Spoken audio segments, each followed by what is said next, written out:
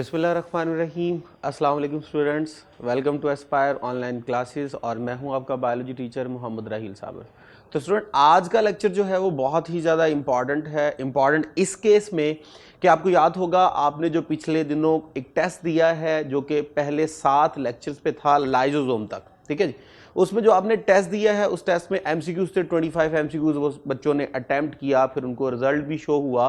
सो बेशुमार बच्चों के कमेंट्स आ रहे थे कि जी हमें बताया जाए कि जी आंसर जो है वो किस तरह है। ए का एक क्वेश्चन का आंसर ए है तो वो ए क्यों है, बी है तो बी क्यों है, सी है तो सी क्यों है, या आंसर ए वाला है तो बी वाला क्यों नहीं हो सकता, डी वाला क्यों नहीं हो सकता। या कुछ स्टूडेंट्स ने ये भी कमेंट्स किए कि सर प्लीज़ गाइड कर दीजिए कि इसका ये आंसर कैसे। तो ये तमाम कमेंट्स को मद्देनजर रखते हुए आज ये स्पेशल लेक्चर जो है वो रिकॉर्ड करवाया जा रहा है ताकि आपको जो है इससे मुकम्मल तौर पे गाइडलाइन दी जाए कि क्या आंसर हैं क्वेश्चंस के और किस सेंस में आपने इन क्वेश्चंस को देखना था। तो आइए जी अब हम टेस्ट की डिस्कशन की तरफ चलते हैं। मैं वो 25 एमसीक्यूज सारे के सारे आपके सामने शेयर करूंगा और सारे के सारे वो एमसीक्यूज जो है वो एक एक करके उनके आंसर्स भी गाइड करूंगा और कोशिश करूंगा कि हर एक ऑप्शन को भी गाइड करूं कि ये वाली ऑप्शन क्यों नहीं आ सकती, ये वाली ऑप्शन क्यों नहीं आ सकती, ठीक है जी। तो आइए जी स्टार्ट करते हैं टेस्ट के फर्स्ट एमसीक्यूज के साथ। सो फर्स्ट एमसीक्यूज है Tay Sachs disease is because of alpha है जी अकेमुलेशन ऑफ प्रोटीन, बीटा है जी अकेमुलेशन ऑफ ग्लाइकोजीन, चार्ली है जी अकेमुलेशन ऑफ लिपिड, डेल्टा है जी अकेमुलेशन ऑफ विटामिन। तो स्टूडेंट लाइजोसोम में से ये एमसीक्यूज दिया गया है उसका बिल्कुल लास्ट वाला पोर्शन जहां आपने स्टोरेज डिजीजेस के बारे में पढ़ा था। और स्टोरेज डिजीजेस मैंने आपको बताया था ऐसी डिजीज होती हैं जो बाय बर्थ होती हैं और इसमें क्या होता है जी कि आपके अंदर म्यूटेशन की वजह से लाइजोसोम नहीं बन पाता, एंजाइम्स नहीं बन पाते, जिसकी वजह से मुकम्मल तौर पे डाइजेशन नहीं होती सब्सटेंसेस की और वो सब्सटेंसेस जो है वो बॉडी में अकेमुलेट होना शुरू हो जाती है। जब वो वेस्ट के तौर पे पड़ी रहेंगी तो वहीं पे वो डीजनरेट होगी और आपकी बॉडी के लिए कोई ना कोई डिजीज काज करेंगी, उन्हें हम स्टोरेज डिजीजेस कहते हैं। वहाँ हमने ग्लाइकोजेनेसिस टाइप 2 पढ़ा था और फिर मैंने जो था वहीं पे आपको टेसेक डिजीज के बारे में भी बताया था और भी बेशुमार जो है वो डिजीज अब तक डिस्कवर हो चुकी हैं जो कि स्टोरेज डिजीज है। तो उनमें से एक आपके सामने है जी Tay Sachs disease is because of accumulation of protein. नहीं जी, अकेमुलेशन ऑफ प्रोटीन नहीं थी, अकेमुलेशन ऑफ ग्लाइकोजिन। ग्लाइकोजिन की जो अकेमुलेशन थी वो थी ग्लाइकोजेनेसिस टाइप 2 के अंदर जो आपके सिलेबस में शामिल है। अकेमुलेशन ऑफ लिपिड, जी बिल्कुल यही थी, अकेमुलेशन ऑफ लिपिड ही थी जो कि स्टोर होना शुरू हो जाती है बॉडी के अंदर और जब वो बॉडी के अंदर ज़्यादा स्टोर होती है तो वो अक्सर तौर पे मेंटल रिटार्डेशन और फिर डेथ भी काज कर देती है, ठीक है जी। तो ये जो था वो इसका आंसर था अकेमुलेशन ऑफ विटामिन, तो ये भी इसका आंसर नहीं था। तो चार्ली ऑप्शन था जो कि आपके सिलेबस में था। तो आपके सिलेबस में दो ही हैं, एक है ग्लाइकोजेनेसिस जो कि ग्लाइकोजन की बिहाफ पे होती है और एक लिपिड की बिहाफ पे। अदरवाइज प्रोटीन वाली अलग हैं, विटामिन वाली अलग स्टोरेज डिजीज हैं जो कि आपके सिलेबस में नहीं है, तो इसलिए मैं यहाँ पे उनका प्रॉपर जिक्र भी नहीं कर रहा। आइए जी नेक्स्ट एमसीक्यूज की तरफ चलते हैं। MCQs number 2, modification of protein and lipid as a glycopeptide and lipoprotein. तो अगर आप गौर कीजिए, ग्लाइकोपेप्टाइड यानी ग्लूकोज और प्रोटीन के यानी अमाइनो एसिड सब यूनिट यहां पे आके इन्वॉल्व हो रहे हैं। तो प्रोटीन और ग्लूकोज यानी कार्बोहाइड्रेट को मिलाया जा रहा है, लिपोप्रोटीन यानी लिपिड और प्रोटीन को मिलाया जा रहा है यानी ग्लाइकोलिपिड और ग्लाइकोप्रोटीन बनाए जा रहे हैं। तो वो कौन बनाता है?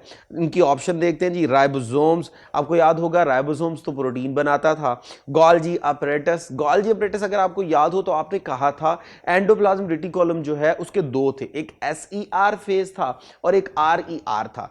स्टूडेंट, जो एसईआर थे आपने कहा था वो नॉन ग्रैनुलर है, उसके ऊपर राइबोसोम नहीं होते।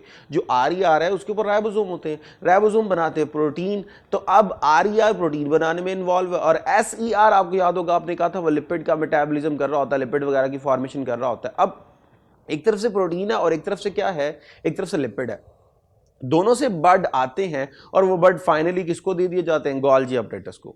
गोल्जी अपरेटस उनको रिसीव करता है और रिसीव करके उनको प्रोसेस करता है और प्रोसेस करके according to the demand of the body according to the need of the cell final product बनाता है। तो गोल्जी अपरेटस था जो कि प्रोटीन को फंक्शनली एक्टिव कर रहा होता है, प्रोटीन की जो वहां पीछे से फॉर्मेशन होकर आ रही है उसको प्रोसेस्ड फॉर्म में लेके आ रहा होता है, फिनिश प्रोडक्ट की फॉर्म में ले रहा होता है, या उसे प्रॉपर एक एंजाइम की फॉर्मेट में उसे कन्वर्ट कर रहा होता है, ये रिसीव कर रहा है लिपिड वगैरह को भी, तो ये ग्लाइकोलिपिड वगैरह बना रहा है, ये कार्बोहाइड्रेट भी रिसीव करता है तो ये ग्लाइकोलिपिड ग्लाइकोप्रोटीन, तो ये वाले जो फॉर्मेशन थी ये गोल्जी अपरेटस कर रहा होता है। तो यहाँ पे हमारे पास गोल्जी अपरेटस ही है। SER की तरफ आए तो SER आपको पता है स्मूथ एंडोप्लाज्मिक रेटिकुलम है, ये लिपिड बना के भेजता है फाइनल प्रोडक्ट, तो गोल्जी अपरेटस नहीं बनानी है। राइबोसोम तो प्रोटीन बना के भेजता है, फाइनल प्रोडक्ट तो गोल्जी अपरेटस नहीं बनानी है। तो फाइनल जो प्रोडक्ट बनती है वो गोल्जी अपरेटस की बिहाफ पे बनती है। ओके जी, नेक्स्ट आते हैं थर्ड की तरफ। Detoxification of harmful drugs is the function of. अब ड्रग्स जो आप रिसीव कर रहे हैं उनमें से बेशुमार ऐसी होती हैं जो बड़ी जो है वो टॉक्सिक होती हैं। अब उनकी डिटॉक्सिफिकेशन कौन खत्म करता है, या इसके अलावा कुछ और टॉक्सिक एजेंट आपने रिसीव कर लिया, जैसे कि फर्टिलाइजर वगैरह आपकी बॉडी में चला गया है, अल्कोहल वगैरह आपकी बॉडी में चली गई है, तो अब उनकी डिटॉक्सिफिकेशन कौन करता है आपके सेल के अंदर, यानी सेलुलर लेवल की बात हो रही है। अगर ऑर्गन लेवल की बात होती तो लीवर इसका आंसर था, ठीक है जी। अब बात हो रही है जी सेलुलर लेवल पे, तो अल्फा है जी RER rough endoplasmic reticulum, beta है जी SER smooth endoplasmic reticulum, Charlie है जी बोथ A एंड B, और डेल्टा है जी नन। तो अगर आपको याद होगा RER तो प्रोटीन बनाने में इन्वॉल्व था, SER के बेशुमार फंक्शन थे। आपने कहा था जी ये मैकेनिकल सपोर्ट देता है, मसल कॉन्ट्रैक्शन में हेल्प करता है, नर्व इंपल्स की कंडक्शन में हेल्प करता है, इसके अलावा स्मूथ जो है वो लिपिड की फॉर्मेशन वगैरह उसकी मेटाबॉलिज्म करता है, और इसके अलावा टॉक्सिक सब्सटेंस की डिटॉक्सिफिकेशन करता है। तो SER ही जो है वो इसका आंसर है। यही आपको MCQs बड़े और मैनर्स में भी आ सकता है। डिटॉक्सिफिकेशन की जगह यहाँ पे आपको वो बोल दे मैकेनिकल सपोर्ट कौन करता है, यहाँ पे वो आपको बोल दे कि लिपिड की मेटाबॉलिज्म कौन करता है, यहाँ पे आपको वो बोल दे, यहाँ पे वो आपको बोल दे कि जी मसल्स की जो है वो कॉन्ट्रैक्शन में कौन हेल्प करता है, नर्व इंपल्स की कंडक्शन में कौन हेल्प करता है। तो ये सारे का आंसर जो होगा वो क्या होगा, SER यानी स्मूथ एंडोप्लाज्मिक रेटिकुलम। आइए जी नेक्स्ट की तरफ चलते हैं। Which type of cell would probably be the most appropriate to study the chloroplast। अब आपको याद होगा क्लोरोप्लास्ट प्लांट का स्ट्रक्चर है, प्लास्टिड के अंदर आपने पढ़ा था, और आपने पढ़ा था कि इसके अंदर एक ग्रीन पिगमेंट होता है जिसे आप क्या बोलते थे, क्लोरोफिल, और इसकी बिहाफ पे पौधा क्या करता था, फोटोसिंथेसिस करता था। फिर आपने पढ़ा था क्रोमोप्लास्ट, आपने कहा था जी वो कलर देता है। एक आपने पढ़ा था ल्यूकोप्लास्ट, आपने कहा था जी कि वो फूड वगैरह को क्या कर रहा होता है, स्टोर कर रहा होता है, और इसमें पिगमेंट नहीं होते। तो ये आपने प्लास्टिड के अंदर पढ़ा था। आइए जी इसकी ऑप्शन देखते हैं।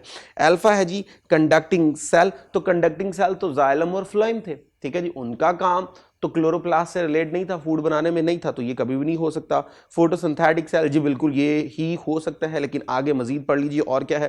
पेरिसाइकिल सेल, स्टूडेंट अगर आप एनाटॉमी देखें उसकी जो है वो रूट की, तो रूट की एनाटॉमी के अंदर ये एक स्ट्रक्चर होता है पेरिसाइकिल, जो कि रिस्पॉन्सिबल होता है सेकेंडरी और टर्शरी रूट्स बनाने में। एक तो होती है प्राइमरी रूट, एक होती है सेकेंडरी और टर्शरी रूट्स। तो ये जो सेकेंडरी और टर्शरी रूट थी ये पेरिसाइकिल बना रहा होता है। अब रूट में तो फोटोसिंथेसिस नहीं हो रही, फूड तो ऊपर से नीचे आ रहा होता है रूट्स में, तो यहाँ पे भी फोटोसिंथेसिस नहीं होगी। ऑल ऑप्शन आर करेक्ट, ये तो कभी भी नहीं हो सकता। तो आपके पास एक ही बचता है, वो है फोटोसिंथेटिक सेल, क्योंकि क्लोरोप्लास्ट का जिक्र हो गया, क्लोरोफिल उसके अंदर होता है जो फोटोसिंथेसिस में इन्वॉल्व होता है। ये हो गया जी 4। 5 की तरफ चलते हैं। Cell wall consist of 1 main layer, 2 main layer, 3 main layer, 4 main layer. तो अगर आपको याद होगा बताया था 3 लेयर होती हैं, एक आपके पास प्राइमरी थी, एक आपके पास सेकेंडरी थी, और एक आपके पास मिडल लमेला थी, ठीक है जी। जो फर्स्ट ओरिजिनल होती है वो प्राइमरी होती है। With the passage of time जैसे जैसे सेल की ग्रोथ होती रहती है तो इनर साइड पे सेकेंडरी बनती है, जहां पे जो था वो पैक्टिन वगैरह और लिग्नन वगैरह ऐड होना शुरू हो जाता है, और वहाँ पे जो है वो और different inorganic organic substances add होना शुरू हो जाती हैं। जबकि वो जो था वो मिडल लमेला वो दो की प्राइमरी सेल वॉल को आपस में लिंक कर रहा होता है, यानी कि सिमेंटिंग मटेरियल वाला काम कर रहा होता है। तो यहाँ पे आंसर जो था वो 3 लेयर वाला था जी। नेक्स्ट हम बात करते हैं intake of solid food by the infolding of the cell membrane is called. तो ऑप्शन में आइए जी एक्सोसाइटोसिस, पिनोसाइटोसिस, फैगोसाइटोसिस। इनको मैं पहले एक्सप्लेन करता चलूँ। एंडोसाइटोसिस सेल मेम्ब्रेन का किसी भी चीज़ को इनफोल्ड करके इनटेक कर लेना, तो सेल मेम्ब्रेन अपने आप को इनफोल्ड करती है, किसी भी चीज को अपने अंदर इनटेक कर लेती है, ये आपके पास क्या कहलाता है? एंडोसाइटोसिस। अब वो जो चीज अंदर रिसीव हो रही है, इफ सॉलिड बाय नेचर तो phagocytosis, if liquid by nature तो पिनोसाइटोसिस। अब यहां पे अगर आप गौर कीजिए तो इनटेक ऑफ सॉलिड फूड है, अब बाय नेचर तो ये एंडोसाइटोसिस हो रही है, लेकिन हमने उसे क्लासिफाई किया था सॉलिड होगा तो फैगो, लिक्विड होगा तो पिनो, तो यहां पे आपके पास क्या आएगा जी? फैगोसाइटोसिस, क्योंकि सॉलिड बाय नेचर है। तो आइए नेक्स्ट की तरफ चलते हैं। The structure within a cell that distinguish the cell as being eukaryote and prokaryotic is. So student, हमारे चैप्टर 4 का आखिरी टॉपिक भी यही है। तो यूकैरियोट और प्रोकैरियोट में दोनों में डिफरेंस किस बेस पे किया जाता है? नंबर 1, राइबोसोम दोनों में होते हैं, हाँ, एक में 70 और एक में 80। तो राइबोसोम की बेस पे तो डिफरेंस हो सकता है, लेकिन प्रेजेंस की बेस पे तो नहीं हो सकता, प्रेजेंस तो दोनों में है। सेल मेम्ब्रेन, तो सेल मेम्ब्रेन भी दोनों में होती है, यूकैरियोट्स में भी होती है, प्रोकैरियोट्स में भी होती है, सिर्फ कॉम्पोजिशन का फर्क होता है कोलेस्ट्रॉल का। आई जी सेल वॉल भी दोनों में होती है। न्यूक्लियस, तो न्यूक्लियस में जो है ये मेन चीज है जो एक में होती है एक में नहीं होती। अगर देखा जाए तो पीछे वाली तीनों चीजों की बेस पे भी आप डिफरेंस कर सकते हैं, लेकिन तीनों चीजें जो थी वो दोनों में प्रेजेंट है।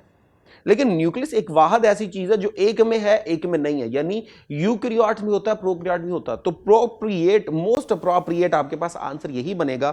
हालांकि पिछले 3 भी हो सकते हैं, लेकिन वो इसलिए यहां पे रिजेक्ट हो गए क्योंकि वो स्ट्रक्चर दोनों में है। तो अब एक स्ट्रक्चर यहां पे आ गया जो एक में है एक में नहीं है, तो सबसे ज्यादा जो क्लियर डिफरेंस क्रिएट कर रहा है वो न्यूक्लियस कर रहा है। आइए जी नेक्स्ट 8 की तरफ चलते हैं। Lysosome have single layer membrane, double layer membrane, 3 layer membrane और नो मेम्ब्रेन। तो स्टूडेंट, लेक्चर्स के अंदर मैं साथ साथ बताता रहता था कौन सा सिंगल है कौन सा डबल है। तो लाइसोसोम आपके पास, ग्लाइऑक्सिसोम आपके पास, पैरोक्सिसोम आपके पास, वैक्यूल आपके पास, ये सारे जो थे वो सिंगल मेम्ब्रेन थे। तो यह भी आपके पास जो है वो क्या है? सिंगल मेम्ब्रेन स्ट्रक्चर है। ठीक है जी। आइए जी 9 की तरफ चलते हैं।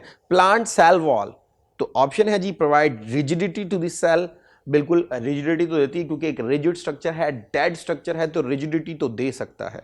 मेंटेन सेल शेप, बिल्कुल ऐसा है, सेल की शेप को भी ये क्या करता है? मेंटेन करता है, क्योंकि डेड स्ट्रक्चर है, किसी किस्म का कोई चेंज नहीं आता। जब चेंज नहीं आता तो एक प्रॉपर शेप क्या रहती है? Maintain. Prevent expansion of the cell, जी बिल्कुल ऐसा भी होता है। अब देखिए ना, अगर आप अपने एनिमल सेल की बात कीजिए तो जैसे ही उसके अंदर एंडोस्मोसिस होना शुरू होती, पानी अंदर आना शुरू होता, तो सेल जो है जैसे वो रिजिडिटी में जाता तो वो बर्स्ट कर जाता है, क्योंकि सराउंडिंग में सेल वॉल नहीं है जो उसकी ओवर एक्सपेंशन को प्रिवेंट करे। लेकिन यहां अगर हम बात करें प्लांट के सेल की, तो जब एक्सटर्नल एनवायरनमेंट से पानी अंदर आएगा, जिसे आप एंडोस्मोसिस कहते हो, और सेल जो है वो क्या होना शुरू होगा? रिजिड होना शुरू होगा, फूलना शुरू होगा। तो उस दौरान बाहर सेल वॉल होती है जो उसके ऊपर एक स्पेसिफिक फोर्स एग्जर्ट करती है ताकि उसकी ओवर एक्सपेंशन को क्या किया जाए? प्रिवेंट किया जाए, रोका जाए। तो ये वाली ऑप्शन भी ठीक है। तो ए बी सी आल, तो बिल्कुल जी आल ही बनती है, सारी बातें बिल्कुल ठीक है। आइए जी नेक्स्ट 10th की तरफ चलते हैं। SER is abundant in the cells that are involve in. तो SER के पहले आप फंक्शन जो है वो रिकॉल कर लीजिए। मसल कॉन्ट्रैक्शन में हेल्प करना, इसके अलावा नर्व इंपल्स वगैरह को फ्लो करवाने में हेल्प करना, इसके अलावा जो है वो डिटॉक्सिफिकेशन ऑफ टॉक्सिक सब्सटेंस करना, लिपिड की मेटाबॉलिज्म करना, लिपिड से रिलेटेड जो सब्सटेंस हैं, कोलेस्ट्रॉल वगैरह बनाना, स्टीरॉयड वगैरह बनाना, ये सारा इसका काम है। आइए देखते हैं क्या करता है लिपिड मेटाबॉलिज्म। जी बिल्कुल फर्स्ट ऑप्शन तो ही ठीक नजर आ रही है, लेकिन देखते हैं कि आगे वाली ऑप्शन वही है। प्रोटीन मेटाबॉलिज्म, जी बिल्कुल ये तो नहीं हो सकती क्योंकि ये RER कर रहा था। ग्लूकोज मेटाबॉलिज्म, नहीं जी, ये तो गोल्जी अपरेटस जब रिसीव करता है तो वो लिपिड प्रोटीन सबको इकट्ठा करना शुरू कर देता है। कैल्शियम मेटाबॉलिज्म, नहीं बिल्कुल ये भी नहीं था। तो पहली ही ऑप्शन आपके पास बचती है जी लिपिड मेटाबॉलिज्म। ठीक है जी। आइए जी नेक्स्ट चलते हैं हम जी 11 की तरफ। The transport vesicle from endoplasmic reticulum यानी ER fuse with the dash of the Golgi apparatus. तो स्टूडेंट, अगर आपको याद होगा तो गोल्जी अपरेटस के 2 आपको बताए गए थे कि जी 2 फेज होते हैं। एक जहां से वेजिकल रिसीव करता है और वहां पे वेजिकल जो है फ्यूज होकर एक नई सिस्टर्नी बनाते हैं, और एक वो जगह थी जहां से एक सिस्टर्नी ब्रेक हो जाती है छोटे छोटे जो है वो वेजिकल के अंदर, जिन्हें आपने गोल्जी वेजिकल कहा था। तो ये 2 फेज थे। अब जहां से रिसीव हो रहा है उसे हम क्या बोलते हैं? वो जो रिसीविंग फेज है उसे हम बोलते थे ये हमारे पास है फॉर्मिंग फेस, और जहां से रिलीज हो रहे थे वेसिकल, सिस्टर्नी ब्रेक हो रही थी, वो हमारे पास क्या था, मैच्योरिंग फेस। ठीक है जी। अब जो रिसीव कर रहा है वो कन्वेक्स होता है और वो आउटर रीजन होता है, और जो दूसरे वाला था जहां से निकल रहे हैं छोटे छोटे वेसिकल, उसे हम कहते थे ये कनकेव जो है साइड होती है, और ये इनर जो है वो साइड होती है। तो आइए जी, क्या ऑप्शन देता है, सिस फेज, ट्रांस फेज, अब कोटेड फेज, अब ए और बी। अब ये बात भी गौर से सुन लीजिए। अब स्टूडेंट यहां पर सिस और ट्रांस के वर्ड आए हैं जो पहले आपने नहीं सुने। अगर आपको याद हो तो अभी मैंने कहा कि जहां से वेसिकल रिसीव होते हैं वो हमारे पास कन्वेक्स थी और आउटर थी, और वहां पे सिस्टर्नी बनते हैं। जब सिस्टर्नी बनते हैं तो उसी रीजन को हम सिस फेज कहते हैं। तो जो आपके पास फॉर्मिंग फेज है वो सिस फेज है, क्योंकि सिस्टर्नी बन रहे हैं। और जो आखिरी फेज है वहां से क्या होता है जी, सिस्टर्नी ब्रेक हो जाते हैं और छोटे छोटे वेसिकल निकलते हैं, और उन वेसिकल्स के अंदर फाइनल प्रोडक्ट बन चुकी होती है। प्रोडक्ट की टोटल तौर पे ट्रांसमिशन हो चुकी होती है ताकि उसको ट्रांसपोर्ट किया जाए। तो वो जो जहां से निकल रहे हैं उसे हम क्या बोलते हैं, ट्रांस जो है वो फेज, ताकि वो जो कंटेंट बना है वो ट्रांसफॉर्म हो चुका है एक फॉर्म से दूसरी फॉर्म में, और उसको अब ट्रांसफर करना है from one place to another place. तो वो वाला जो मैच्योरिंग फेस उसे ट्रांस कहते हैं। अब वो रिसीविंग की बात कर रहा है कि ट्रांसपोर्ट की, तो कहता था transport vesicle from the endoplasm. तो एंडोप्लाज्म से आने वाला जो कंटेंट है तो डेफिनेटली गोल्गी ब्रेडस का वो कौन रिसीव करेगा, सिस फेस, जिसे आप क्या बोलते थे, फॉर्मिंग भी बोलते थे, और ये कन्वेक्स होता है और ये आउटर होता है। ठीक हो गया जी। और इसके ऑपोजिट सारे आपके पास ट्रांस फेज में आ जाएंगे। ठीक है, इसके ऑपोजिट सारे। खैर नेक्स्ट आते हैं जी 12th ऑप्शन की तरफ। Adjacent plant cells are cemented together by, अभी पीछे मैंने सेल वॉल की लेयर बताई थी, प्राइमरी, सेकेंडरी और मिडल लमेला। तो जो मिडल लमेला है वो क्या करती है, वो दो कंजेक्टिव सेल की प्राइमरी सेल वॉल को आपस में क्या कर रही होती है, लिंक कर रही होती है, सीमेंट कर रही होती है। तो मिडल लमेला आंसर है। लेकिन पढ़ते हैं जी ऑप्शंस में क्या है, प्राइमरी वॉल्स नहीं, ये तो फर्स्ट ट्रू वॉल है। सेकेंडरी वॉल्स ये तो अंदर वाली साइड पे होती है, सीमेंट वाला काम तो नहीं कर सकती दो सेल्स की। मिडल लमेला जी स्टूडेंट यही होती है जी, दो सीमेंट का काम कर रही होती है, लिंक का काम कर रही होती है। आगे एक नई ऑप्शन आपको नजर आ रही है, प्लाज्मोडेस्माटा। अगर आपको याद हो तो मैट्रिक के अंदर आपने पढ़ा है, अगर नहीं पढ़ा, गौर नहीं किया तो सुन लीजिए। ये मेरे पास दो कंजेक्टिव सेल्स हैं, तो दो कंजेक्टिव सेल्स के दरमियान ये जो साइटोप्लाज्मिक लिंक होता है इसे प्लाज्मोडेस्माटा कहते हैं, जहां से कंटेंट वगैरह क्या होता है एक सेल से दूसरे सेल में ट्रांसफर होता है। तो ये जो साइटोप्लाज्मिक लिंक है, ये जो छोटे छोटे सुराख हैं, इन्हें हम प्लाज्मोडेस्माटा कहते हैं। तो लिंक करने की बात हो रही थी, तो मिडल लमेला ही इसका आंसर है। सो नेक्स्ट की तरफ चलते हैं जी। What is a microscope's ability to distinguish between separate object that are close together. दो चीज़ें एक दूसरे के पास पास हैं, उनको सेपरेट करने को, दिखाने को कौन सी एबिलिटी को कहते हैं जी, मैग्निफिकेशन, बड़ा करके दिखाना मैग्निफिकेशन कहलाता है। कंट्रास्ट, उसका उलट कर देना। रिजॉल्विंग पावर इसी को बोलते हैं जी, प्रॉब्लम को रिजॉल्व किया जा रहा है और दो चीज़ों को क्लियरली सेपरेट करके दिखाया जा रहा है। स्कैनिंग पावर तो ये भी इसमें नहीं आता। आइए जी नेक्स्ट आते हैं जी 14th की तरफ। According to mosaic model by Singer and Nicolson plasma membrane is composed of phospholipid. जी बिल्कुल, फॉस्फोलिपिड तो होती है, extrinsic protein, intrinsic protein. Extrinsic कहते हैं जो कि सरफेस लेवल पे होती हैं, इंट्रिंसिक प्रोटीन जो बिल्कुल अंदर एम्बेडेड होती हैं। तो प्रोटीन तो थी, चाहे वो एक्सट्रिंसिक हो चाहे इंट्रिंसिक हो। अगर आपको याद हो, जब आप प्लाज्मा मेम्ब्रेन का स्ट्रक्चर बनाते हैं तो प्रोटीन आउटर सरफेस भी होती है, इनर सरफेस भी होती है और टोटली एम्बेडेड भी होती है। तो ये प्रोटीन्स भी होंगी, ऑल ऑफ दीज। तो all of these he option बनती है जी, ये 14 है। 15 की तरफ चलते हैं। Robert brown is well known for his discovery of. अब कौन सी चीज़ रॉबर्ट ब्राउन ने डिस्कवर की थी, क्लोरोप्लास्ट नहीं, बिल्कुल नहीं। फोटोमीटर जी बिल्कुल नहीं। न्यूक्लियस बिल्कुल यही है जी, रॉबर्ट ब्राउन ने न्यूक्लियस ही डिस्कवर किया था, न्यूक्लियोलस नहीं, न्यूक्लियस। न्यूक्लियस के अंदर जो है वो न्यूक्लियोलस स्ट्रक्चर है जो आपने पढ़ा था, राइबोसोम बना रहा होता है। नेक्स्ट आते हैं जी 16 की तरफ। The outermost layer of the cell wall is. अब आउटर मोस्ट जो लेयर की बात हो रही है उसमें जी प्राइमरी वॉल है, सेकेंडरी वॉल है, मिडल लमेला है और प्लाज्मा मेम्ब्रेन है। तो जो आउटर मोस्ट होती है वो हमारे पास क्या होती है जी, प्राइमरी सेल वॉल होती है, ठीक है। उसके बाद अंदर क्या होती है, सेकेंडरी। जो मिडल लमेला है वो तो दो के दरमियान क्या कर रही होती है, लिंक कर रही होती है। अगर मेरे पास सेल ही एक है तो आउटर मोस्ट तो फिर मिडल लमेला नहीं ना होगी, दो सेल हो तो उनके दरमियान लिंक का काम मिडल लमेला कर रही होती, तो प्राइमरी ही बनता है जी। नेक्स्ट है मेरे पास 17, लाइजोसोम अराइज फ्रॉम। अब लाइजोसोम कहाँ से बनते हैं, न्यूक्लियस नहीं जी, न्यूक्लियस से तो नहीं बनते, वहाँ तो हेरिडिटरी मटेरियल होता है और वहाँ से डीएनए से आरएनए बनकर बाहर आ रहा होता है। गोल्जी अपरेटस, तो अगर आपको याद हो तो गोल्जी अपरेटस ही था, क्योंकि लाइजोसोम में एंजाइम होते हैं, एंजाइम बाय नेचर प्रोटीन होते हैं, और प्रोटीन जो है वो अंदर राइबोसोम बना रहे थे ईआर के, और वो बर्ड बना के देते थे किसको जी, गोल्जी अपरेटस को, और वो उसके ऊपर प्रोसेसिंग करके अपने फाइनल मैच्योरिंग फेज से रिलीज करता था। तो गोल्जी अपरेटस ही इसका आंसर बनेगा। सेल मेम्ब्रेन तो कभी भी नहीं कर सकती, एंडोप्लाज्मिक रेटिकुलम कंटेंट वो बना के देता है प्रोसेसिंग के लिए, लेकिन फाइनल प्रोसेसिंग करके छोटे छोटे वेजिकल कौन रिलीज करता है, गोल्जी अपरेटस। नेक्स्ट हम चलते हैं जी अपने 18th एमसीक्यूज की तरफ। Maturing phase of the Golgi apparatus is. अब गोल्जी अपरेटस के दो फेज थे अगर आपको याद हो, एक वो जो कनकेव था और एक कन्वैक्स था। जो कन्वैक्स था ये आपके पास था आउटर, जिसे आपने सिस भी कहा है, और जो रिसीव कर रहा है वेजिकल को ताकि उसके ऊपर क्या की जाए, प्रोसेसिंग की जाए, उसी को हम क्या बोलते थे, फॉर्मिंग, क्योंकि वहाँ पे सिस्टर नहीं फॉर्म हो रहे थे।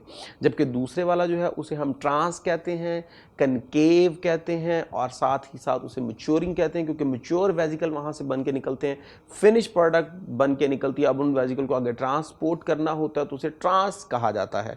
तो बात हो रही है मैच्योरिंग फेज की, यानी कि जहाँ से मैच्योर कर दिया जाएगा ट्रांस फेज की। अब वहाँ पे क्या होगा, कन्वेक्स नहीं, वो तो आपके पास क्या होता है जी, जो पहले वाला सिस था, यानी जिसे आपने क्या कहा था, रिसीव करने वाला, फॉर्मिंग। और बी जो है वो कनकेव, जो बिल्कुल कनकेव ही होता है। नेक्स्ट है जी हमारे पास 19, all living being originate from or consist of vesicle or cell, इस statement is given by. So Lorenz Okens ने कहा था। नेक्स्ट हम बात करते हैं dash cells carry out photosynthesis. अब फोटोसिंथेसिस कौन करते हैं, कॉलनकाइमा। बेसिकली ये जो सेल होते हैं ये सपोर्ट प्रोवाइड करते हैं उन प्लांट्स को जो अभी बेबी फार्म में होते हैं, यानी नॉन वुडी होते हैं। जब ये भी प्लांट बन रहा है उस वक्त जो सपोर्ट देते हैं वो कॉलनकाइमा देते हैं। पैरनकाइमा ये सरप्लस फूड को क्या कर रहे थे, स्टोर कर रहे थे। सक्लेरनकाइमा जब प्लांट अडल्ट हो जाता है, वुडी फार्म में आ जाता है, उस वक्त ये क्या कर रहे होते हैं, उसको सपोर्ट कर रहे होते हैं। क्लोरनकाइमा जी बिल्कुल यही है, क्लोरोप्लास्ट से क्लोरनकाइमा याद रखिएगा, यानी ये क्या कर रहे होते हैं, फोटोसिंथेसिस। IG 21 की तरफ चलते हैं। Lipid content of plasma membrane are. अब लिपिड कंटेंट प्लाज्मा मेम्ब्रेन की बात होगी, 60 to 80 ये तो प्रोटीन था, 20 to 40 जी बिल्कुल यही होता है, 30 to 50, 10 to 20 ऐसी कोई ऑप्शन अवेलेबल नहीं है हमारे पास। नेक्स्ट आते हैं जी 22 की तरफ। The uphill movement of the material require energy which comes from. अब uphill stands for against the concentration gradient. Against the concentration gradient mean content move करेगा from the area of low concentration to the area of high concentration. तो definitely इसके लिए energy चाहिए, तो energy कौन देगा, ATP use होगा। तो गोल्जी बॉडी नहीं, ये तो आपको फाइनल प्रोडक्ट बना के देता है सिक्रीशंस वगैरह की। साइटोप्लाज्म, इसके अंदर तो सारे ऑर्गेनली फ्लॉट कर रहे थे। ATP जी बिल्कुल यही होता है, ATP ही होता है जो कि कर रहा होता है एनर्जी की सप्लाई। एंडोप्लाज्मिक रेटिकुलम जी बिल्कुल ये भी नहीं। नेक्स्ट आते हैं 23 की तरफ। Dash is the first to be form between the primary wall of the neighbouring cells. तो नेबरिंग सेल्स की जो प्राइमरी सेल वॉल है उसके बाद फर्स्ट कौन बनता है, तो मिडल लमेला बनता है जी, ताकि वो उनको सीमेंट करे, नेबरिंग सेल्स को आपस में कनेक्ट करे। तो साइटोप्लाज्म बिल्कुल नहीं है, तो सेल के अंदर है, उसने बिटवीन सेल कहा है। प्राइमरी वॉल ये तो हर सेल की अपनी अपनी होती है, दो नेबरिंग सेल की 24 कोलाइडल सोल्यूशन में बी सोल। तो सोल। नेक्स्ट है जेल, नेक्स्ट है विस्कस, ऑल ऑफ दीज। तो अगर आपको याद हो साइटोप्लाज्म तो कोलाइडल को हमने सोल में भी डिवाइड किया था, जेल में भी डिवाइड किया था, और हमने कहा था जेल जो होता है वो अच्छा खासा विस्कस होता है। तो ऑल ऑफ दीज ऑप्शन ही बनती हैं जी इसकी। नेक्स्ट आते हैं 25 की तरफ। A group of ribosomes attach to the mRNA is called. Ribosome में से है नंबर अल्फा ऑप्शन है जी लाइसोसोम, बीटा है जी पॉलीसोम, चार्ली है जी डिक्टायोसोम, और डेल्टा है जी क्रोमोसोम। तो ऑप्शन आपके पास पॉलीसोम है जी, जिसमें आपने कहा था जी ये मेरे पास mRNA है, ये लार्जर यूनिट, ये स्मॉलर, ये लार्जर, ये स्मॉलर, ये लार्जर, ये स्मॉलर, राइबोसोम जुड़े और ये प्रोटीन बनना शुरू हो गई, ये मेरे पास mRNA। तो इसे अपने पॉली राइबोसोमी या पॉलीसोम कहा था। स्टूडेंट यहाँ पे आपने एक वर्ड सुना डिक्टायोसोम। अब ये डिक्टायोसोम क्या होता है? जो गोल्जी अपरेटस है ना, प्लांट्स में गोल्जी अपरेटस को डिक्टायोसोम कहते हैं। ठीक है जी, तो याद रखिएगा प्लांट्स में गोल्जी अपरेटस को डिक्टायोसोम कहते हैं। तो स्टूडेंट आप सबके बहुत ज़्यादा कमेंट्स की बिहाफ पे ये स्पेशल लेक्चर जो था वो दिया गया, तो होप सो आपको सारे एमसीक्यूज़ क्लियरली समझ आ गई होगी और कौन सा आंसर है कौन सा नहीं है ये भी आपको अच्छे से समझ आ गई। अब तक के लिए इतना ही, नेक्स्ट लेक्चर के लिए इजाज़त दीजिए। अल्लाह हाफिज़।